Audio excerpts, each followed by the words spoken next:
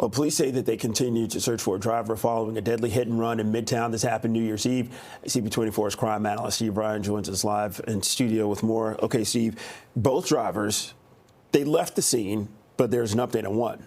Yeah, that's right. So police are alleging that the two vehicles struck the woman in her 70s at 7:30 yesterday morning on Eglinton Avenue as she was crossing the street from the south side to the north side of Eglinton. Just left the grocery store, according to police, and she had her groceries in her hand as she was crossing the street. So yesterday at 11:30, police advised that one of the drivers, the guy they believe was driving the westbound vehicle that struck her, they're showing you some of the B-roll footage now, he surrendered to a police station, and he was subsequently arrested and charged with dangerous driving causing death and failing to stop at the scene of an accident causing death as well. The driver of the second vehicle and the description of that second vehicle has not been made known to the media yet.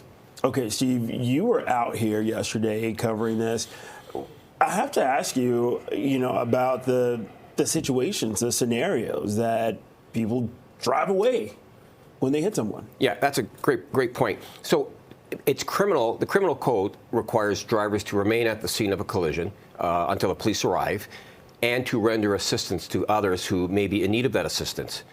Police allege that both of these vehicles did neither. So oftentimes, hypothetically speaking here, if you are asking what are some of the reasons people leave the scene of collisions, they're impaired, wanted by the police, driver error, a stolen vehicle, and panic as well. People leave the scene of a collision because they panic. And this is why the police often make appeals to the driver of the vehicles that they believe left the scene of a collision, saying, get counsel and surrender yourself. And sometimes the courts recognize that as, I wouldn't say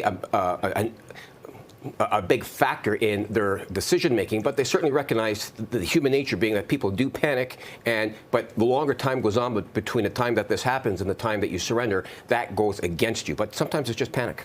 And along with that, there's still this search for that second driver. What's happening behind the scenes here?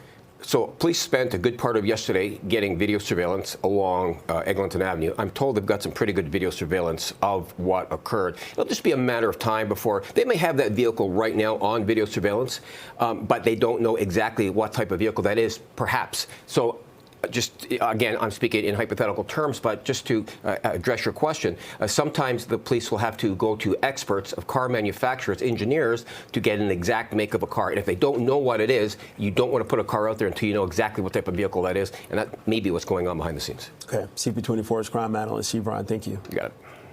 An investigator